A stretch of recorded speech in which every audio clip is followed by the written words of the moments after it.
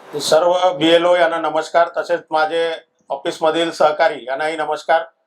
आज आपण special intensive summary revision या संदर्भात 29 जून पासून आपण फील्डवर काम करत आहोत।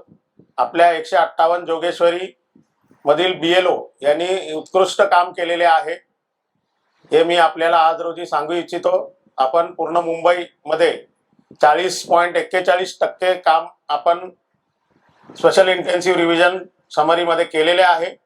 आणि अशाच प्रकारे आपल्याला जे डिस्ट्रीब्युशनचं पर्सेंटेज आहे, परंतु डिजिटलायझेशन मध्ये आपला परफॉर्मन्स काय चांगला नाहीये, इट इज नॉट सॅटिस्फॅक्टरी। फक्त 3.16% डिजिटलायझेशन झालेलं आहे। तरी आजचं जे सेशन आहे ते आपल्याला परत एकदा डिस्ट्रीब्युशन कसं करायचं आणि एस्पेशली याच्यामध्ये फोकस आहे डिजिटलायझेशन कसं करायचं। आणि आपण हे फील्डवर काम करताना आपल्याला काय अडचणी येतात, टेक्निकल मी सांगतोय, टेक्निकल अडचणी काय येतात याच्या बाबतीत हे सेशन आहे। आणि हे मी फणसेकर सरांना विनंती करतो की जे मुद्दे डिस्कस झालेले आहेत त्याचे आपल्याला मार्गदर्शन सुरू करावे।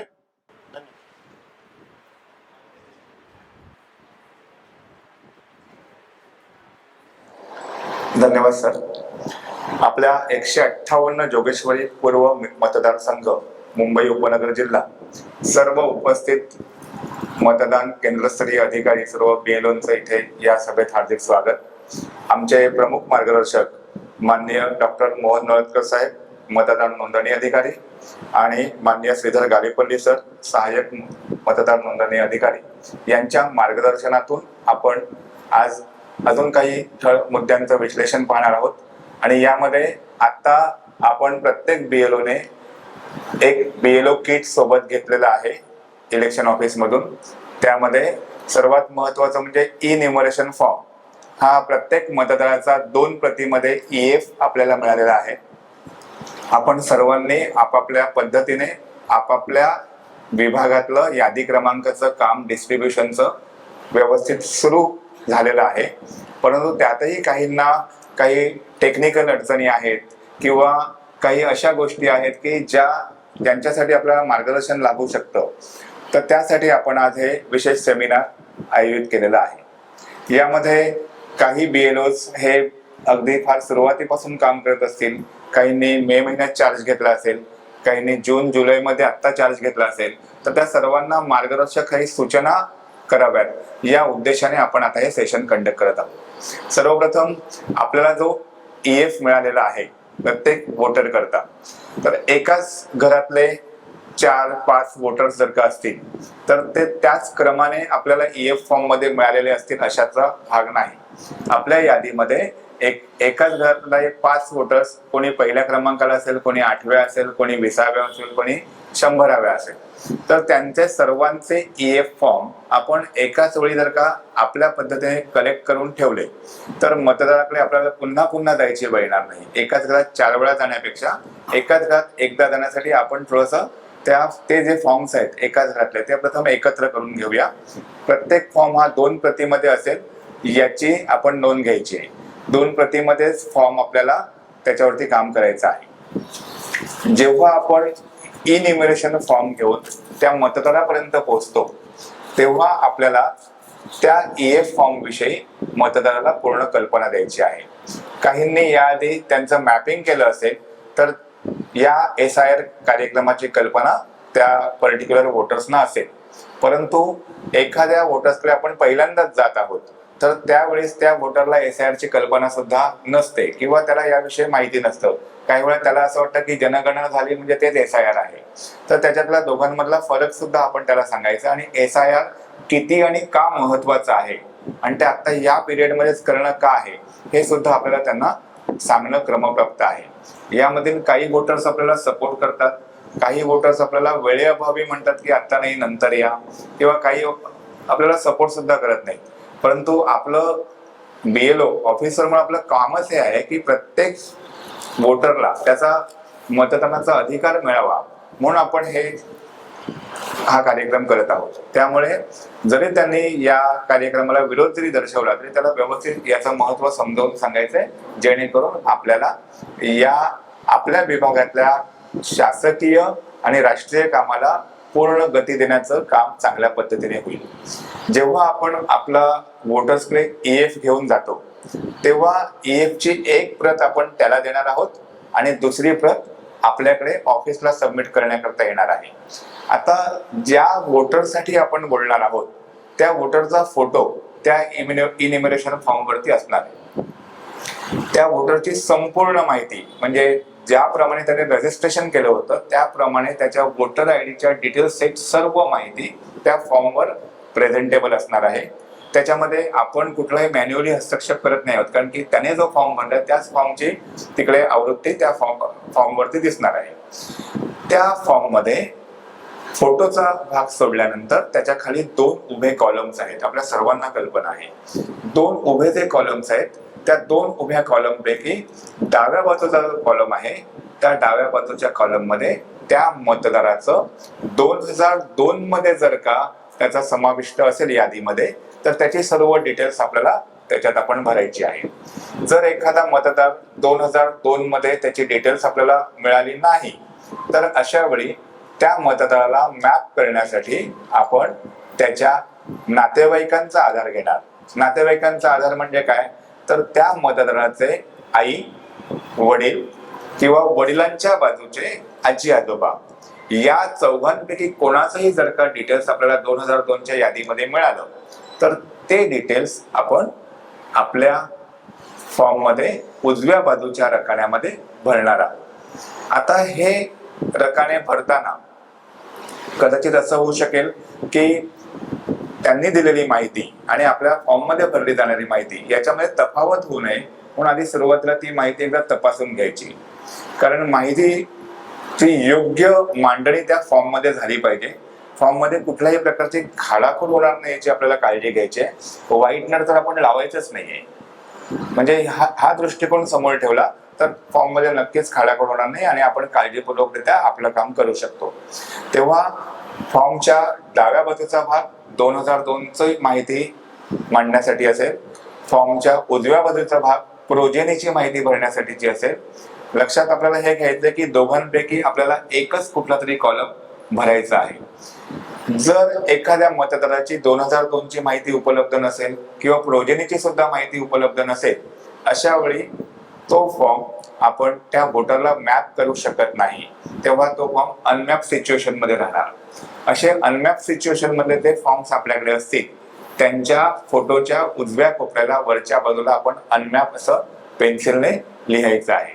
म्हणजे आपल्याकडे असणाऱ्या सर्व फॉर्म पैकी आपण वर्गवारी करतोय की माझ्याकडे जर का 1000 वोटर्स आहेत त्याच्यापैकी किती वोटर्स सध्या अनमॅप मध्ये आहेत त्याचा सुद्धा आपल्याला एक अंदाज येईल.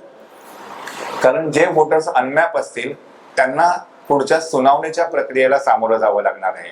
आपण ज्याला हिअरिंग म्हणतो त्या हिअरिंगच्या प्रोसेसमध्ये त्यांना येण्यासाठी मग पुन्हा आपल्याला अजून वेगळ्या प्रकारचं मार्गदर्शन नंतर करावं लागेल.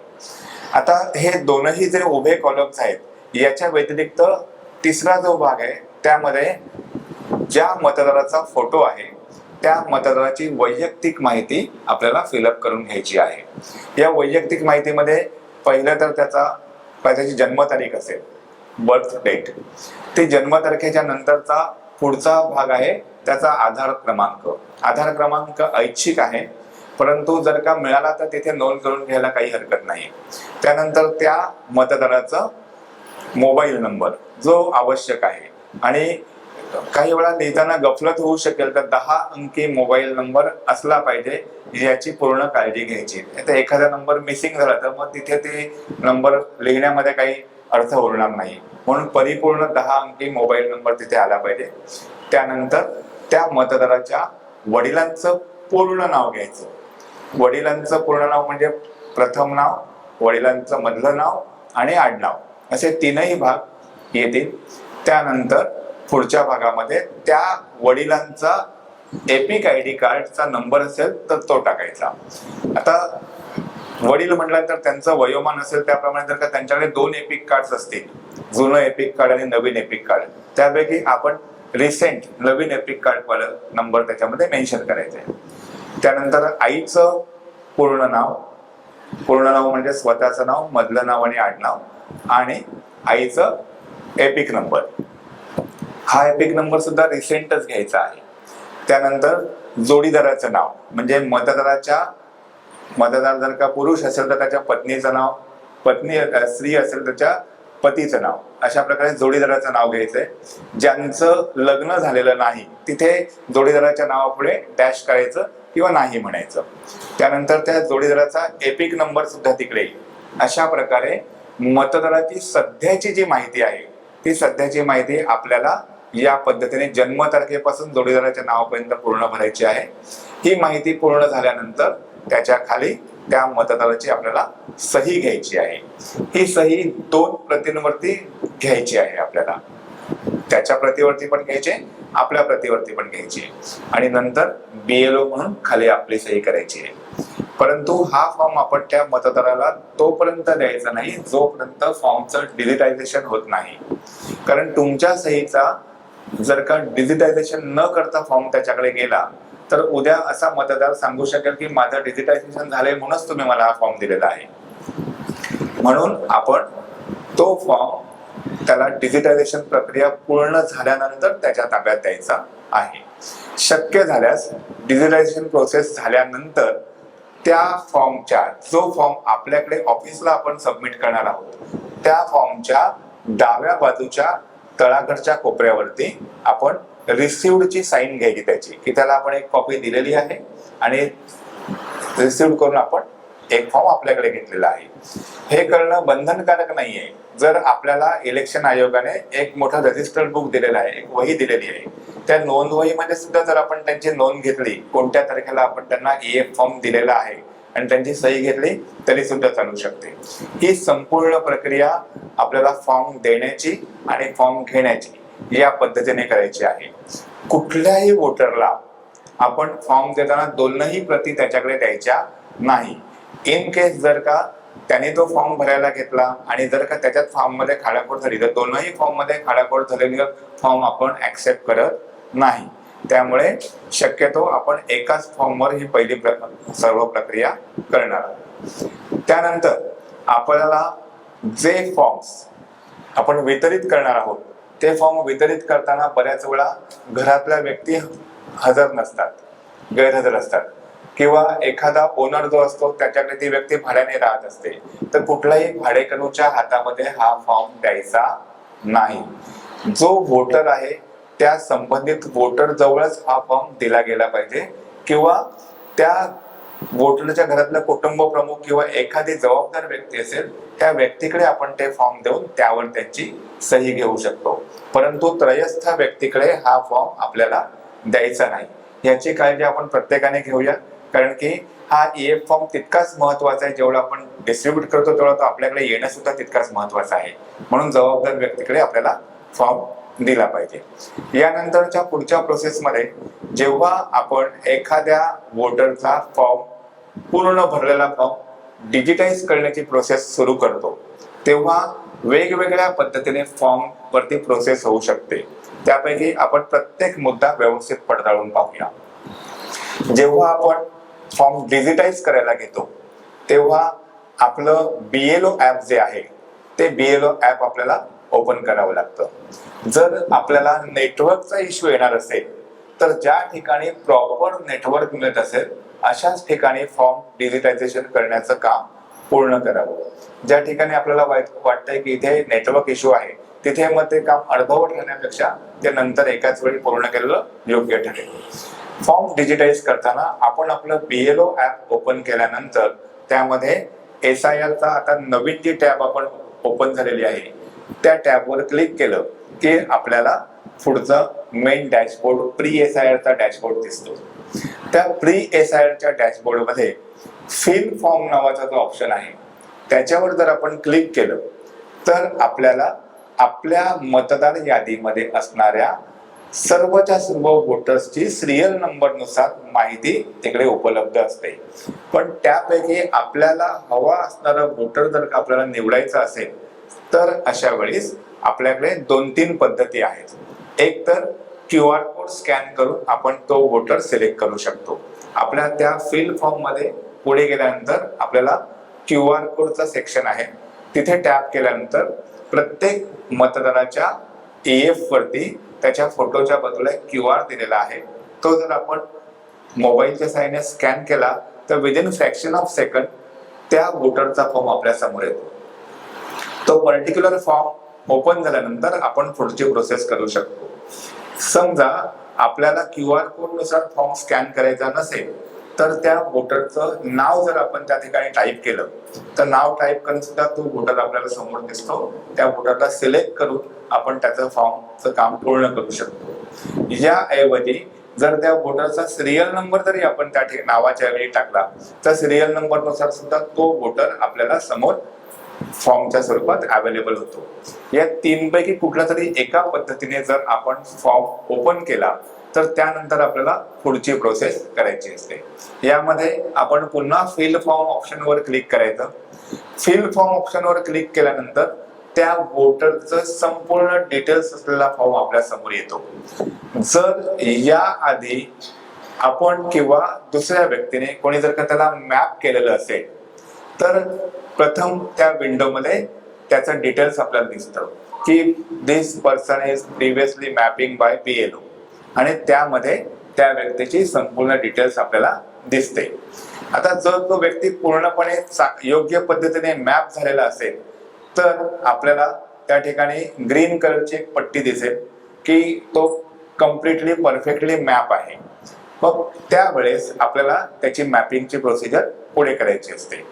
जर त्या ठिकाणी आपल्याला त्या डिस्क्रिप्शनला स्क्रोल केल्यानंतर त्या डिस्क्रिप्शनच्या खाली अॅनॉमली असा शब्द आला असेल तर आपण असं गृहीत धरूया की त्या व्यक्तीच्या नावामध्ये मॅपिंग करताना काही प्रकारची डिस्क्रिपन्सी आलेली आहे आणि त्यामुळे तो वोटर क्लिअरली मॅप झालेला नाही. अशा वेळी अॅनॉमली आपल्याला रिमूव्ह करावी लागेल. मग अॅनॉमली रिमूव्ह करण्याच्या याआधी आपण जे 8 प्रकार सांगितलेले आहेत किंवा आयोगाने आपल्याला जी एक पुस्तिका दिलेली आहे आपल्या 158 ने, तर त्या 75 पानी पुस्तिकेमध्ये आपल्याला 8 प्रकारच्या अॅनॉमली कशा प्रकारे रिमूव्ह करता येतील याचा सुद्धा विस्तृत स्वरूपात त्यामध्ये मार्गदर्शन केलेलं आहे. एक तर जर का तो वोटर चुकीच्या पद्धतीने मॅप झालेला असेल तर त्या वोटरला आपण प्रथम अनमॅप करायचं आणि अनमॅप करून नंतर पुन्हा त्याचं योग्य ते मॅपिंग तिथे टाकून आपण त्याला मॅप करू शकतो. जर आपल्याला त्या वोटरला मॅप करण्याच्या वेगवेगळ्या अॅनॉमलीज विसंगती दूर करण्याच्या खूप साऱ्या पद्धती आहेत किंवा खूप सारे टप्पे आहेत. त्यापैकी मी तुम्हाला पहिला टप्पा सांगितला की त्या मतदाराच्या आडनावात फरक असेल तरी सुद्धा मॅपिंग मध्ये अॅनॉमली येईल. जर त्याच्या नातेसंबंधामध्ये तफावत असेल तरी सुद्धा अॅनॉमली येईल. जर ऍड प्रोजेनी ऑप्शन मध्ये जर का 3 पेक्षा जास्त अपत्य जर का एकाच व्यक्तीबरोबर मॅप झाली असतील तरी सुद्धा अॅनॉमली येईल.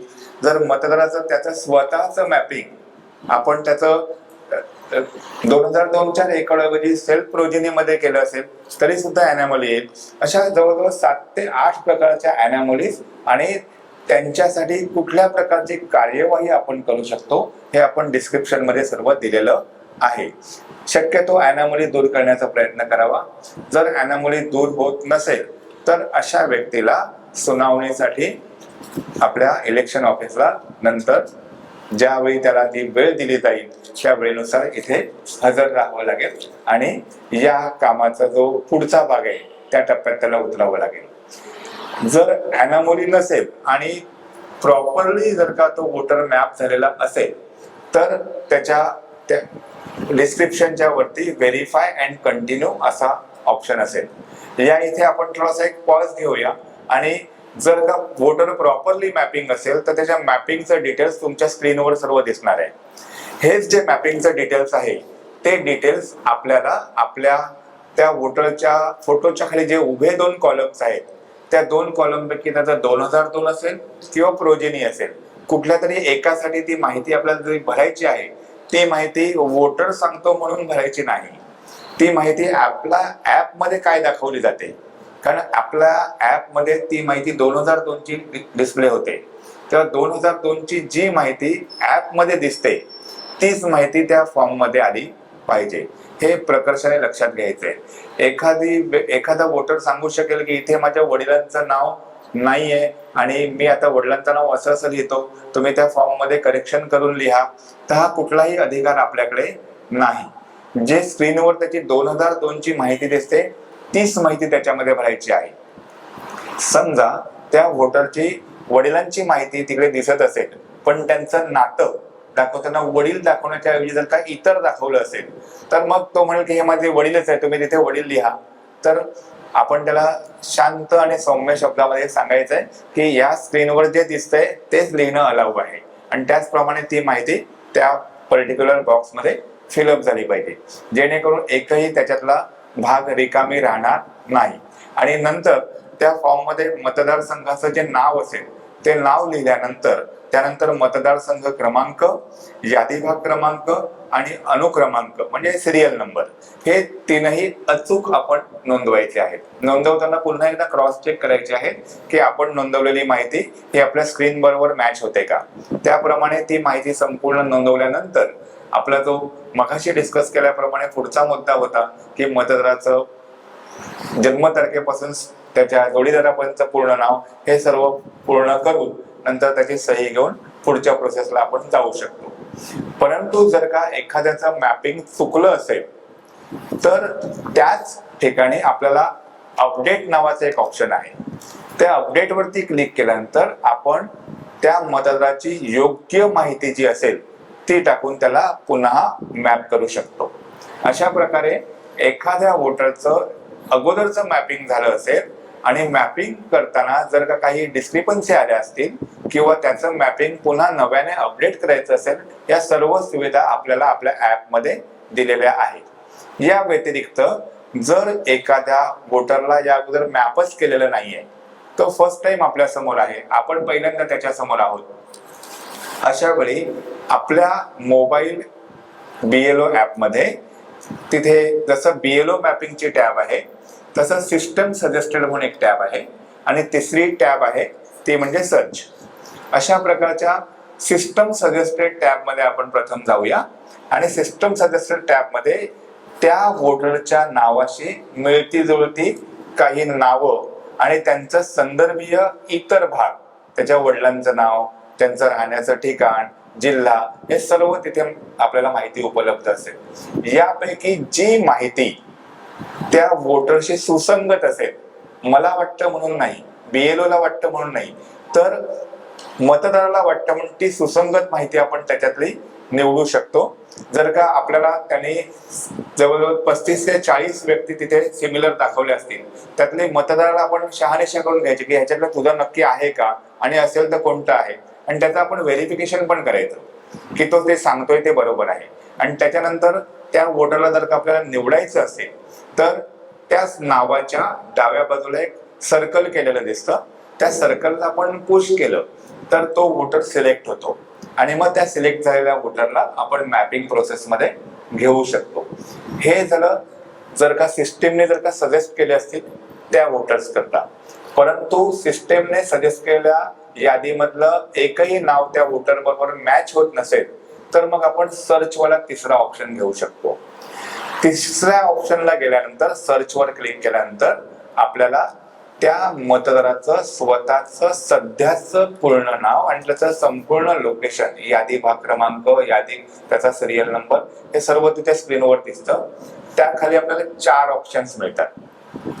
त्यापैकी पहिला ऑप्शन आहे की सर्च विथ 2002 SR डिटेल्स, दुसरा ऑप्शन आहे सर्च विथ प्रोजेनी डिटेल्स, तिसरा ऑप्शन आहे 2005-2006 डिटेल्स आणि चौथा ऑप्शन आहे eight not link with this SIR। असे 4 ऑप्शन्स आहेत। जर का तो मतदार पहिल्यांदा आपल्या समोर आहे आणि त्याच्याकडे 2002चं स्वतःचं डिटेल असेल तर आपण 2002 वाली जी पहिली लिंक दिलेली आहे त्यावरती क्लिक करायचं आणि त्यावरती क्लिक केल्यानंतर स्क्रीन स्क्रोल केल्यानंतर जी तो डिटेल्स आपल्याला विचारतो, स्टेट, त्यानंतर डिस्ट्रिक्ट, त्यानंतर पार्ट सिरियल नंबर, वोटरचं पालकांचं नाव, त्यांच्या नातेवाईकाचं नाव, हे सर्व डिस्क्रिप्शन मध्ये टाकल्यानंतर सर्च केलं की सर्च केल्यानंतर आपल्याला स्क्रीन स्क्रोल करावी लागते, थोडी पुढे सरकवावी लागते, कारण की आपण सर्च करतो तर तिथे आपल्याला काहीच दिसत नाही. परंतु जे सर्चिंग केल्यानंतर जी मिळणारी नावं असतात ती स्क्रोल केल्यानंतर खाली असतात. म्हणून जर स्क्रोल केल्यानंतर प्रॉपर ते नाव मिळालं तर ते नाव सिलेक्ट करून आपण त्याला मॅप करू शकतो. जर 2002च्या डिटेल्स मध्ये त्याचं नाव मिळालं, मॅपिंग प्रोसेस पुढची करायची आहे. जर नाही मिळालं आणि जर त्याच्याकडे प्रोजेनी डिटेल्स असतील, म्हणजे कोणाचे डिटेल्स, तर वोटरच्या आई, वडील किंवा वडिलांच्या बाजूचे आजी आजोबा. वडिलांच्या बाजूचे मी यासाठी म्हटलोय कारण की त्याच्या वडिलांच्या बाजूचे जे आडनाव असतं तेच आडनाव त्या वोटरचं असतं. आईच्या बाजूचे जे आजी आजोबा असतात त्यांचं आडनाव निश्चितच वेगळं असू शकतं, म्हणून आईच्या बाजूचे आजी आजोबा त्या ठिकाणी आपल्याला नाही चालणार. मोस्ट प्रोबेबली वडिलांच्या बाजूचे आजी आजोबा चालतील. मग असे 4 व्यक्तींपैकी कोणातरी एकाच जर का नाव आपल्याला प्रोजेनी साठी तिथे दाखल करता आलं आणि त्याच्या डिटेल्स जर का आपल्याकडे प्रॉपर असतील तर आपण नक्कीच ऍज अ प्रोजेनी म्हणून त्या मतदाराला मॅप करू शकतो. अशा प्रकारे या ना त्या प्रकारे जर तो वोटर मॅप होत असेल तर अतिशय उत्तम आहे, परंतु तो आपल्याला आयोगाने दिलेल्या नियमानुसार मॅप झाला पाहिजे. कुठलंही चुकीचं मॅपिंग जर का आपण केलं तर सिस्टम त्याला रिजेक्ट करते. काही वेळा आपण त्याला ऍक्सेप्ट करतो की ठीक आहे, मी चला हे टाकून बघतो, असं होता कामा नये. पण जर का नजर चुकीने असं झालं तर त्यावरती सिस्टमचं पूर्ण लक्ष असतं. सिस्टम त्याला रिजेक्शन मध्ये पाठवते आणि तुमच्या BLOच्या ऍपमध्ये त्या विशिष्ट टॅबमध्ये पुन्हा रिव्हेरीफाय करायला तो वोटर आपल्याकडे परत येतो. अशा प्रकारे कुठलाही चुकीचा फॉर्म सिस्टम ऍक्सेप्ट करत नाहीये, तर अचूक फॉर्म सिस्टम ऍक्सेप्ट करते आणि त्याचं डिजिटायझेशन पूर्ण होऊ शकतं. ही झाली फक्त मॅपिंगची प्रक्रिया. मॅपिंगच्या प्रक्रियेनंतर डिजिटायझेशनचा पुढचा भाग आहे तो अतिशय महत्वाचा आहे. पुढचा भाग म्हणजे काय की एकतर तो वोटर सेल्फ मॅपिंग झालेला असेल, एकतर तो वोटर प्रोजेनी मॅप झालेला असेल, एकतर तो वोटर 2002 किंवा प्रोजेनी मध्ये कुठेच येत नसेल तर तो अनमॅप मध्ये असेल. अशा प्रकारच्या वेगवेगळ्या भागांमध्ये तो वोटर विभागला जाऊ शकतो. जो वोटर पूर्णपणे मॅप होतोय त्याच्या फोटोच्या वरच्या कोपऱ्याला उजव्या बाजूला आपण एम लिहूया, एम फॉर मॅप. ज्या वोटर साठी अनॉमली आलेली आहे आणि जी पार्शियली रिमूव्ह झाली आहे आणि काही रिमूव्ह होऊ शकत नसेल तर त्याच्या फॉर्मच्या कोपऱ्यावरती आपण ए लिहूया आणि जो फॉर्म मॅपिंग मध्ये येणारच नाहीये त्याला आपण अनमॅप मध्ये टाकूया. अशा 3 प्रकारे आपण आपल्याकडच्या फॉर्मचं डिस्ट्रीब्युशन करायचं आहे. जे आपले BLO आता सध्या ज्यांनी नवीन काम स्वीकारलं असेल तर त्यांना एक नम्र विनंती आहे की त्यांच्या BLO किट मध्ये जे 75 पानी आपण पुस्तिका दिलेली आहे त्या पुस्तिकेचं जर का आपण पुन्हा पुन्हा वाचन केलं तर हे सर्व मुद्दे आपल्याला पुन्हा आत्मसात होतील आणि आपण ते चांगल्या पद्धतीने करू शकतो. या ठिकाणी आपली BLO साठी दिलेली निर्देशित केलेली आपल्या विभागाची पुस्तिका इथे आहे. या पुस्तकेचं प्रत्येकाने जर का अवलोकन केलं तर आपलं काम सोप्या पद्धतीने आणि जलद गतीने अचूकपणे होऊ शकेल. आता आपण थोडस पुढच्या टप्प्यावर जाऊया, तो म्हणजे आपला फॉर्म व्यवस्थित भरलेला असेल, त्या फॉर्मवर मतदाराची सही असेल, त्या फॉर्मवर BLO म्हणून आपली सही असेल, अशा फॉर्मचा फोटो आपल्याला घ्यायचा आहे. तो फोटो घेण्यासाठी आपल्याला त्याच BLO फिल फॉर्मच्या ऍप मध्ये सर्व मतदाराचे डिटेल्स, मोबाईल नंबर पासून सर्व डिटेल्स भरल्यानंतर स्क्रोल केल्यानंतर खाली आपल्याला अपलोड फॉर्मचा एक ऑप्शन येईल, अपलोड फाईलचा ऑप्शन येईल. त्या फाईल वरती आपण क्लिक केलं की तुम्हाला कॅमेराचा ऑप्शन विचारतो. आपण कॅमेरा सिलेक्ट करून त्याचा जो पूर्ण भरलेला फॉर्म आहे त्याचा अचूक फोटो घ्यायचा आहे. फोटो घेतल्यानंतर त्या फोटोचा प्रिव्ह्यू आपल्याला स्क्रीनवरती दिसतो. प्रिव्ह्यू मध्ये आपण चेक करूया की आपण भरलेली माहिती योग्य प्रकारे डिस्प्ले होते का आणि पूर्णपणे फॉर्म आलेला आहे का. जर का त्या फॉर्मच्या आजूबाजूचा भाग सुद्धा कॅप्चर झाला असेल तर फॉर्म क्रॉप करण्याची सोय त्याच्यामध्ये आहे. आपण फॉर्म क्रॉप करू शकता. जर फॉर्म क्रॉप करताना काही समस्या येत असतील तर त्या प्रिव्ह्यूच्या उजव्या कोपऱ्यामध्ये रेड क्रॉसचं चिन्ह आहे, त्याच्यावरती क्लिक केला तर तो जो प्रिव्ह्यू आहे तो निघून जाईल. आपण पुन्हा एकदा त्याचा फ्रेश फॉर्मचा फोटो घेऊ शकतो. अचूक फोटो घेतल्यानंतर जर आपण त्या फोटोला योग्य प्रकारे ओके आहे म्हटलं तर तिकडे टिकमार्कचं क्लिक आहे. टिकमार्कवर क्लिक केलं की त्यानंतर तो फॉर्म सबमिशनसाठी तयार झाला. तिथे आपण टिकमार्कवर क्लिक केलं की त्या फॉर्मचा सबमिट झालेला प्रिव्ह्यू आपल्याला समोर दिसतो. इन केस सबमिट झालेल्या प्रिव्ह्यू मध्ये आपल्याला वाटलं की नाही काहीतरी गफलत आहे तर तिथे सुद्धा रेड क्रॉस मार्क दिलेला आहे, त्याच्यावरती क्लिक केल्यानंतर आपण पुन्हा फोटो घेऊ शकतो. म्हणजे अशी सुविधा सुद्धा आहे. परंतु योग्य फॉर्म योग्य पद्धतीने अपलोड झाला असेल तर त्यानंतर त्या मतदाराचा फोटो अपलोड करण्याची प्रोसेस आपल्याला करायची आहे. फोटो अपलोड करताना आपण अपलोड फोटोवर क्लिक केलं की नंतर आपल्याला एका व्यक्तीचा मास्क समोर दिसतो. त्याआधी आपल्याला विचारलं जातं की कुठला कॅमेरा सिलेक्ट करायचा आहे, फ्रंट की बॅक. तर जनरली आपण बॅक कॅमेरा यूज करणार आहोत. सेल्फी कॅमेरा काही आपल्याला यूज करायचा नाहीये. सो बॅक कॅमेरा यूज करून आपण त्या मास्कला समोरच्या मतदाराशी फोटो घेण्यासाठी मिळता जुळता करायचा आहे. म्हणजे जर का एखादा मतदार त्याचा फोटो समोरासमोर घ्यायला समोर फोटो घेऊन द्यायला तयार असेल तर प्लेन सरफेस लक्षात घेऊन कलर कॉम्बिनेशन नीट बघून आपण त्या व्यक्तीचा फोटो ऑनलाईन सुद्धा कॅप्चर करू शकतो. फोटो कॅप्चर करताना मास्कचा जो वरचा भाग आहे तो त्याच्या कपाळ किंवा त्याचं जे केस आहे तिथपर्यंत कव्हरिंग घ्यायचा आहे आणि कानांचा जो भाग आहे तो सुद्धा परफेक्ट मॅपिंग मध्ये त्या ठिकाणी आला पाहिजे. ज्या वेळेस कॅमेरा स्वतः ते डिटेक्शन करतो तेव्हा तो काही वेळेस सूचना देतो की थोडा कॅमेरा पुढे घ्या किंवा मागे सरकवा आणि त्या सूचनेप्रमाणे जर का आपण कॅमेरा ऍडजस्ट केला तर एक स्टेप अशी येते की कॅमेराला तो चेहरा रेकग्नाइज करता येतो की तो प्रॉपर फ्रेम मध्ये आलेला आहे आणि ऑटो कॅप्चरिंग होतं. तुम्हाला फोटो कॅप्चर करायची जरूर पडत नाही. फोटो ऑटो कॅप्चर होतो आणि ऑटो कॅप्चर झालेला फोटो पुन्हा डिस्प्ले मध्ये आपल्याला दिसतो. जर आपल्याला वाटलं की हा फोटो योग्य आलेला नाही तर पुन्हा त्याच्या क्रॉसमार्क वर क्लिक करून आपण नवीन फोटो घेऊ शकतो आणि योग्य फोटो डिस्प्ले वरती आल्यानंतर फक्त शेवटचा एकच भाग आपल्याला करायचा आहे तो म्हणजे सबमिट. सबमिट बटनावर क्लिक केलं की तुम्हाला मेसेज येईल की तुमची ही प्रक्रिया सक्सेसफुली पूर्ण झालेली आहे.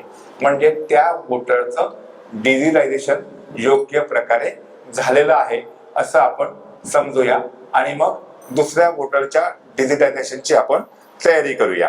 ही तयारी करताना आपल्याला पुन्हा काहीतरी वेगवेगळ्या समस्या येऊ शकतील, त्याविषयी सुद्धा आपण आता डिस्कस करणार आहोत.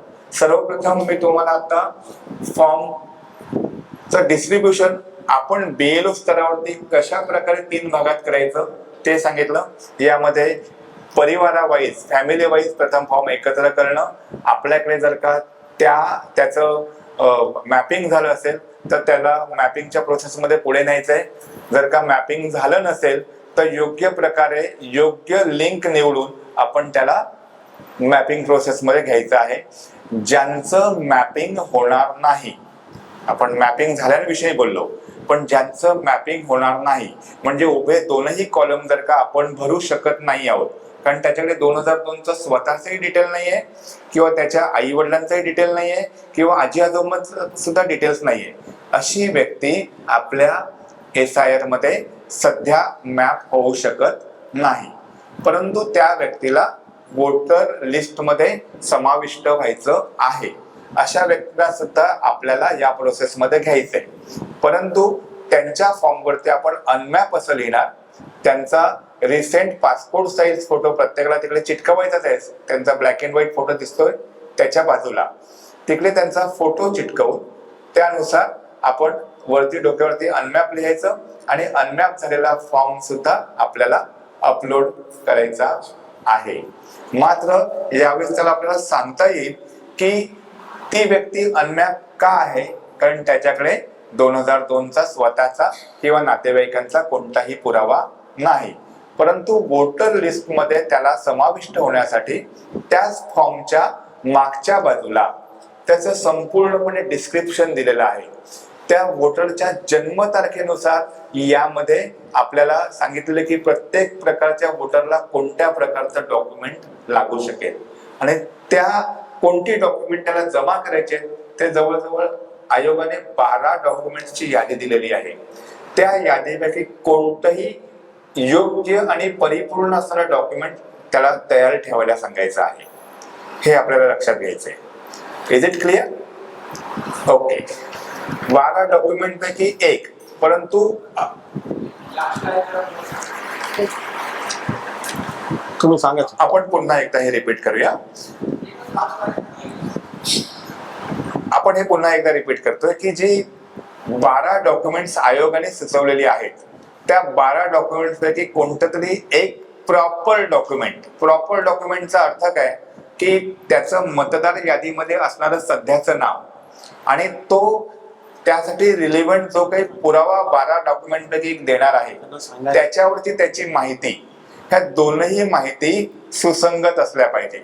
कारण की अनमॅप व्यक्तींना पुन्हा हिअरिंग साठी इथे यावं लागेल. त्यावेळेस त्याला ते डॉक्युमेंट ओरिजिनल स्टेटसचं आणावं लागेल.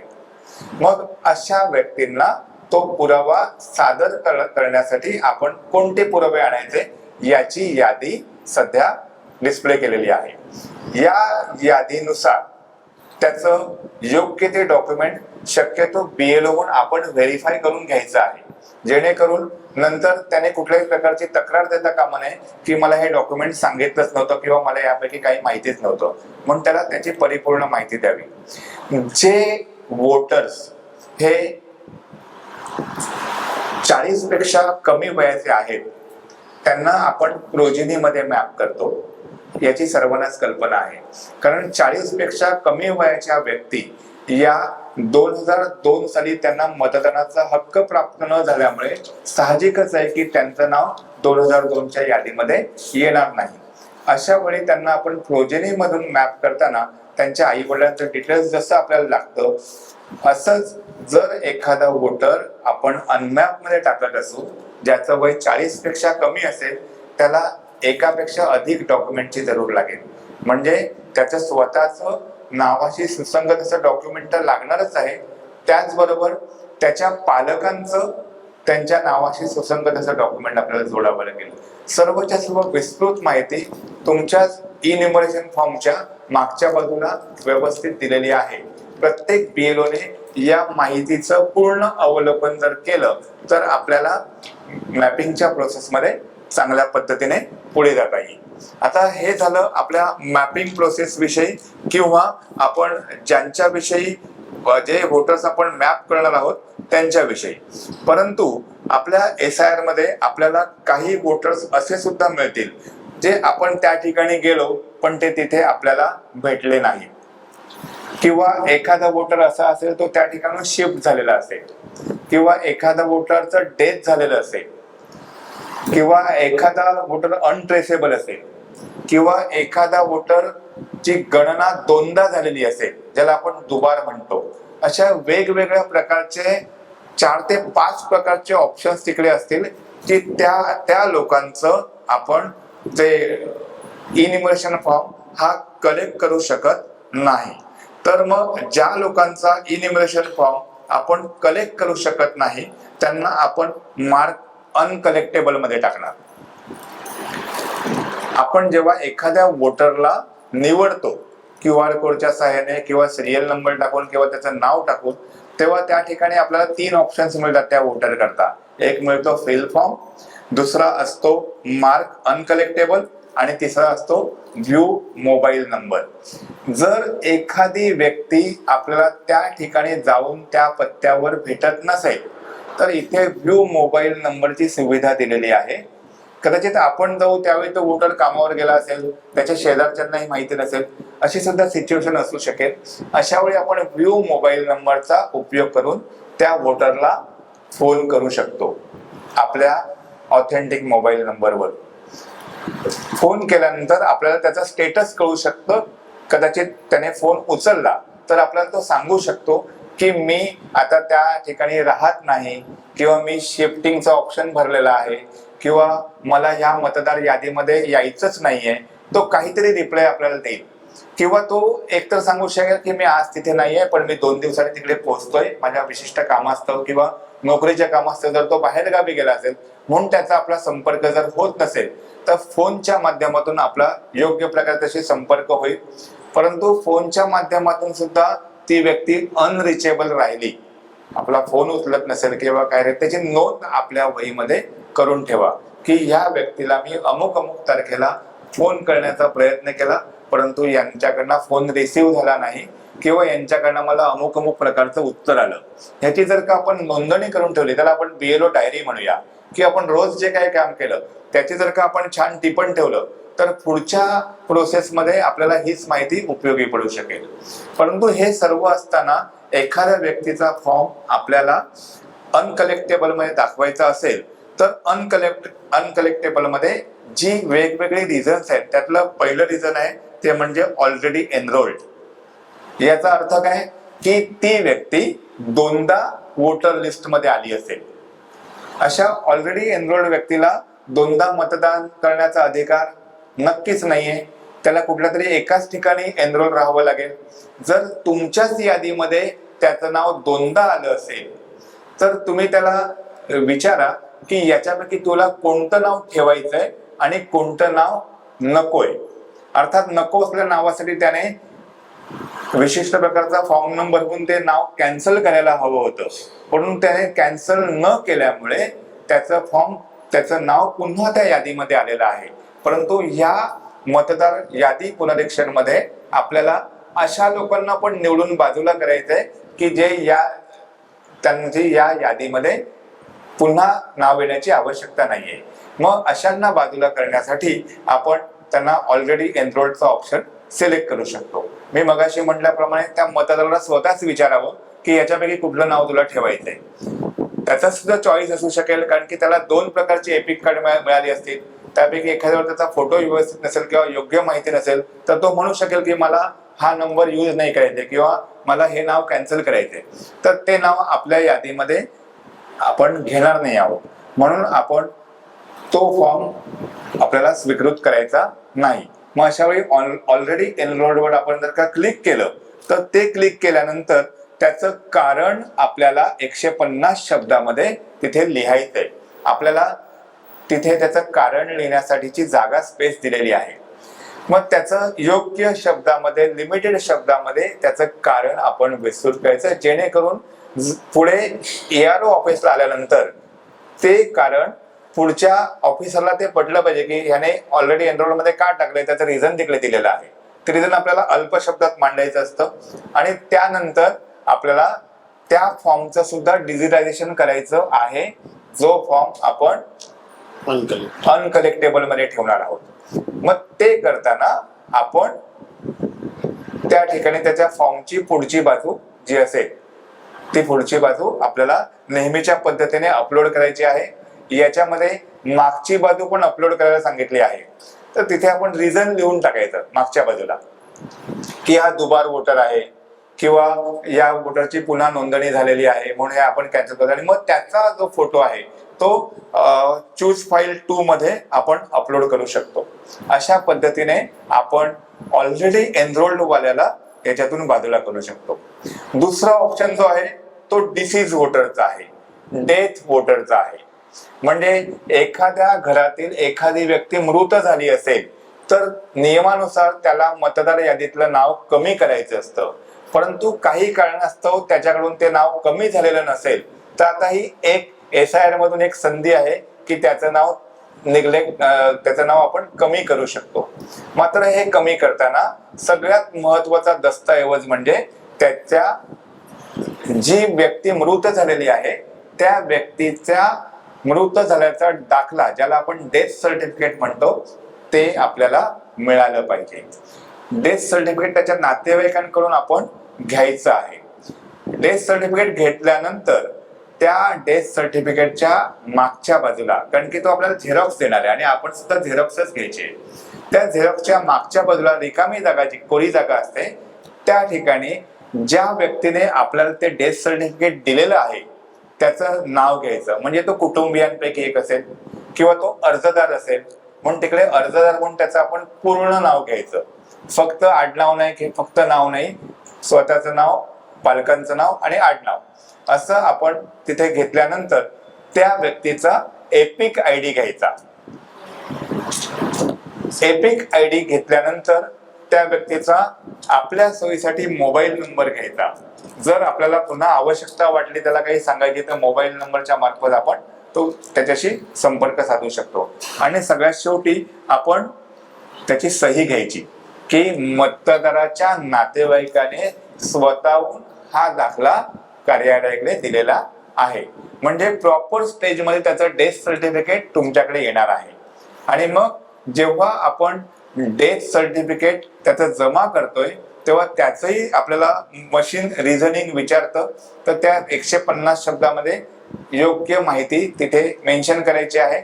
आणि त्यानंतर त्या डेथ वोटरचा जो इन्युमरेशन फॉर्म आहे तो सुद्धा आपल्याला अपलोड करायचा आहे. तिथे त्या वोटरचा रिसेंट फोटो लावण्याची आवश्यकता नाही.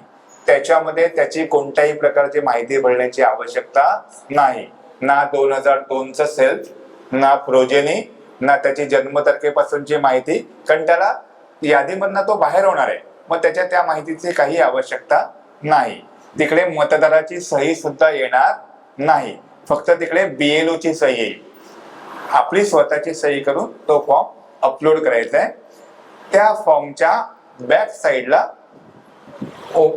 सदर उमेदवार मृत आहे असा एक शेरा द्यायचा आणि त्याची सुद्धा आपण BLO म्हणून सही करायची. म्हणजे फॉर्म अपलोड करताना, डिजिटाइज करताना त्याची बॅक साइड सुद्धा अपलोड होईल. त्यानंतर त्याचं डेथ सर्टिफिकेट सुद्धा आपल्याला अपलोड करायचं आहे. डेथ सर्टिफिकेटची फ्रंट साइड, डेथ सर्टिफिकेटची बॅक साइड या दोन्ही साइड अपलोड होतील. फ्रंट साइडला योग्य पुराव्याची डेथ सर्टिफिकेट असेल, बॅक साइडला त्या मतदाराच्या नातेवाईकाचं डिटेल्स असणार आहे. त्याचं नाव, त्याचा मोबाईल नंबर, त्याचा एपिक नंबर आणि त्याची सही, या सर्व गोष्टी आपण त्याच्यामध्ये अपलोड करणार आहोत. त्या म्हणजे सपोर्टिंग डॉक्युमेंट्स इफ एनी म्हणून भाग असेल त्याच्यामध्ये आपण हे सपोर्टिंग डॉक्युमेंट डेथ सर्टिफिकेटचं जोडणार आहोत आणि त्यानंतर त्याचा फॉर्म सबमिट करणार आहोत. म्हणजे असा तो आपल्याला जो आपण अनकलेक्टेबल फॉर्म दाखवतोय तो अनकलेक्टेबल डेथ व्यक्तीचा फॉर्म आपण अशा प्रकारे दाखवू शकतो. डेथ व्यक्तीचं जर डेथ सर्टिफिकेट नसेल तर अशी व्यक्ती डेथ असल्याचं आपण घोषित करू शकत नाही. त्यांच्या नातेवाईकांनी सांगितलंय हा डेथ झालाय म्हणून आपण नाही घ्यायचं. आपण त्याच्याकडनं पुरावा घ्यायचा आहे. पुरावा एकच आहे, तो म्हणजे डेथ सर्टिफिकेट. जर ते म्हणाले की ह्यांचं डेथ सर्टिफिकेट अजून बनलं नाहीये किंवा ह्यांचं डेथ सर्टिफिकेट आमच्याकडे नाहीये, यांचं डेथ सर्टिफिकेट गहाळ झालंय, यापैकी कोणतीही कारणं सांगून आपण त्याला डेथ म्हणून डिक्लेअर करू शकत नाही. त्याऐवजी अशा वोटरला आपण अनट्रेसेबल मध्ये टाकायचं. म्हणजे डेथच्या नंतरचा एक ऑप्शन सोडून चौथा ऑप्शन आहे अनट्रेसेबल किंवा ऍबसेंट. तुम्ही तिकडे गेलात, तो वोटर तिकडे नव्हता किंवा या वोटरचा काहीही थांगपत्ता लागत नाही. सो अशा वोटरला आपण अनट्रेसेबल मध्ये टाकतो. मग अनट्रेसेबल साठी सुद्धा तुम्ही तुमच्या पद्धतीने 150 शब्दामध्ये रिझनिंग देऊ शकता आणि त्याचा फॉर्म सबमिट करू शकता. म्हणजे आता आपण जे फॉर्म अनकलेक्टेबल म्हणतोय त्याच्यामध्ये ऑलरेडी एनरोल्ड, डेथ आणि अनट्रेसेबल किंवा ऍबसेंट यांच्याविषयीची माहिती आपल्याला मिळाली. एखादा वोटर त्यांनी फॉर्म मध्ये दिलेल्या पत्त्यानुसार त्या ठिकाणी राहत नाहीये, तो तिकडनं शिफ्ट झालेला आहे असं त्याच्या शेजारच्यांनी सांगितलं. म्हणून आपण विश्वास ठेवून त्याला शिफ्टेड म्हणायचं नाही, तर आपण त्या मतदाराच्या त्या घरच्या पत्त्यावर 3 वेळा जाणं अपेक्षित आहे. आणि तुम्ही ज्या 3 वेळा जाणार आहात तर त्या 3 वेळाच्या तारखांची नोंद ही तुमच्याकडे असू द्या, कारण किमान त्या व्यक्तीकडे आपण 3 वेळा जाणं अपेक्षित आहे. आणि मग 3 वेळा जाऊन सुद्धा आपल्याला माहितीच ऑलरेडी तो शिफ्टेड आहे, पण आयोगाने दिलेल्या सूचनेनुसार आपल्याला त्याच्याकडे 3दा जाणं क्रमप्राप्त आहे.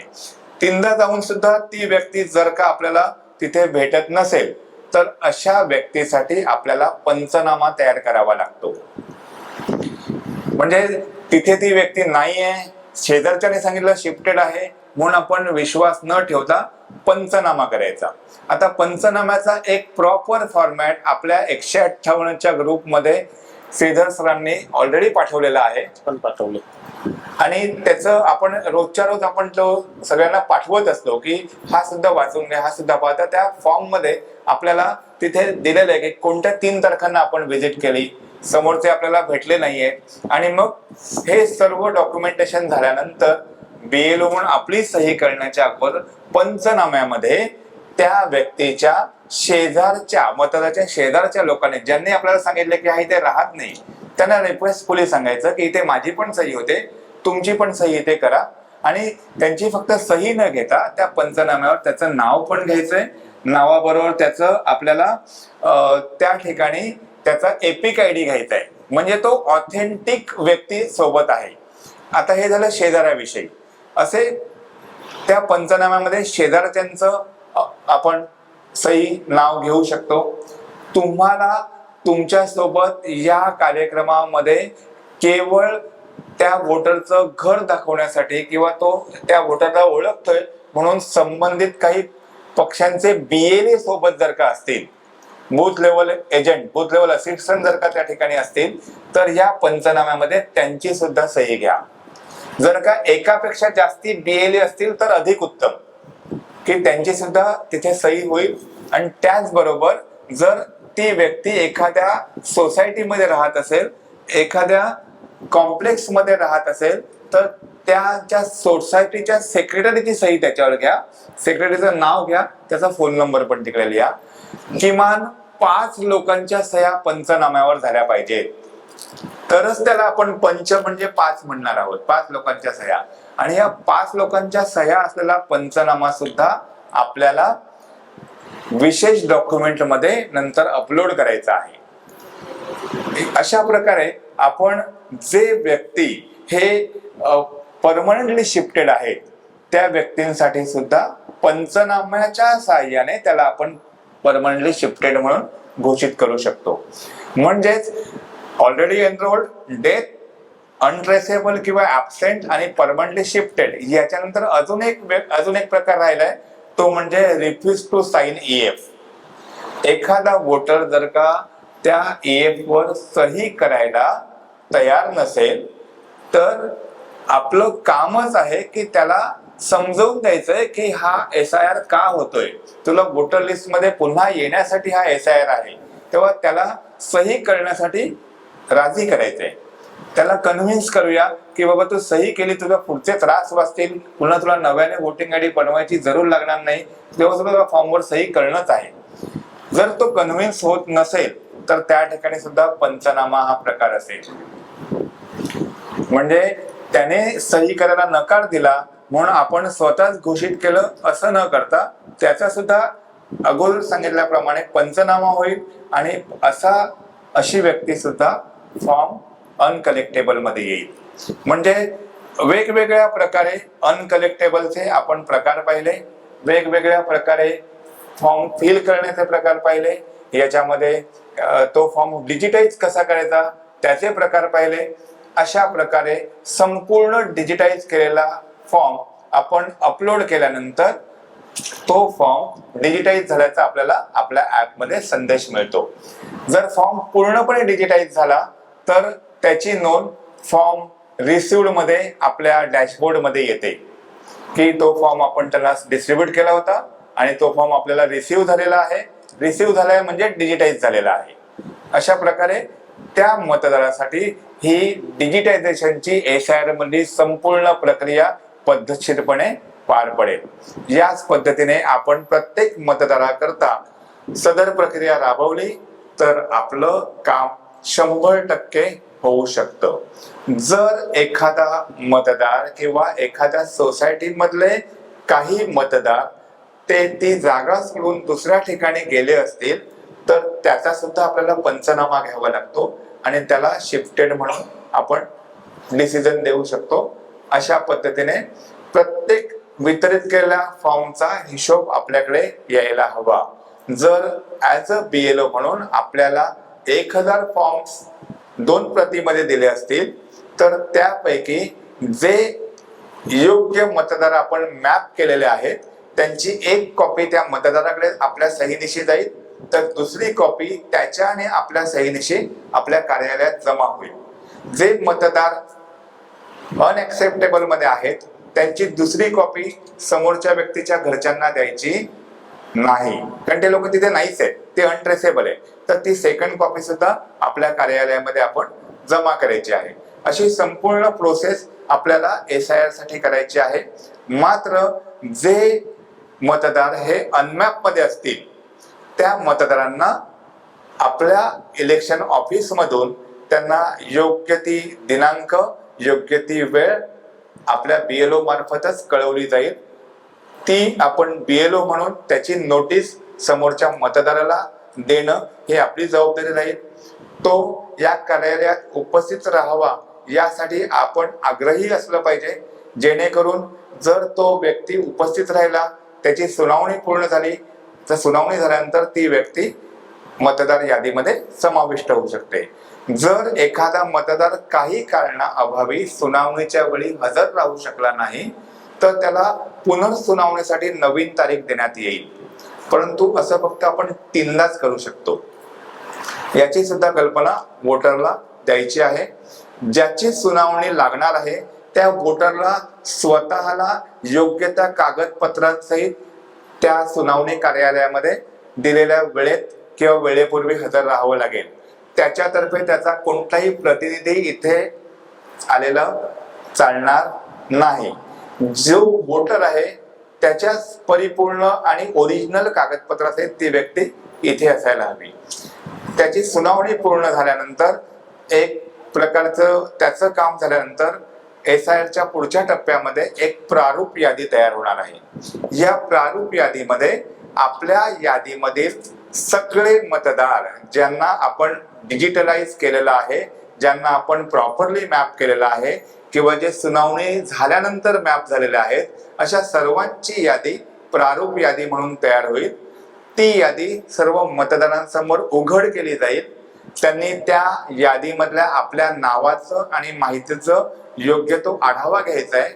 जर त्यामध्ये त्यांना काही करेक्शन आहे असं सांगावंसं वाटलं तर त्याची नोंद घेऊन ती नोंद आपण आपल्या कार्यालयाकडे द्यायची आहे आणि मग कार्यालय ज्याप्रमाणे सूचना देईल त्याप्रमाणे त्याच्या नावामध्ये काही बदल होण्यासारखा असेल तर तो कार्यालयाच्या सूचनेमार्फत योग्य कागदपत्रांच्या आधारे होऊ शकेल। जेव्हा हा सुनावणी कार्यक्रम पूर्ण होईल, प्रारूप यादीवरच्या सगळ्या सुनावण्या पूर्ण होतील, त्यानंतर अंतिम यादी प्रसिद्ध होणार आहे। अंतिम यादी प्रसिद्ध होईपर्यंत आपण सर्व BLO आपल्याला दिलेल्या मतदारांच्या यादीतल्या माहितीसहित त्या कामासाठी बांधील असणार आहोत। म्हणून आपलं काम योग्य प्रकारे, योग्य पद्धतीने आणि अचूकपणे पूर्ण झालं तर आपल्याला पुढच्या कुठल्याही गोष्टींना सामोरं जाण्याचा प्रश्नच उरणार नाही। परंतु जर मॅपिंग मध्ये काही अडथळे आले त्याच व्यक्तींना केवळ सुनावणीसाठी इथे हजर राहावं लागेल। अशा प्रकारे आपल्या 158 या मतदारसंघात प्रत्येक BLOचं काम 100% पूर्ण व्हावं यासाठी आपल्या साहेबांनी हा जो एक संकल्प केला की आपल्या प्रत्येक BLOच्या शंका पूर्ण क्लिअर झाल्या पाहिजेत किंवा how to digitise the form ही प्रोसेस त्याला कळली पाहिजे, यासाठी आपण हे सेशन कंडक्ट केलं होतं। त्याबद्दल आदरणीय निवडणूक आयोग आणि कार्यालयाचे आभार। धन्यवाद।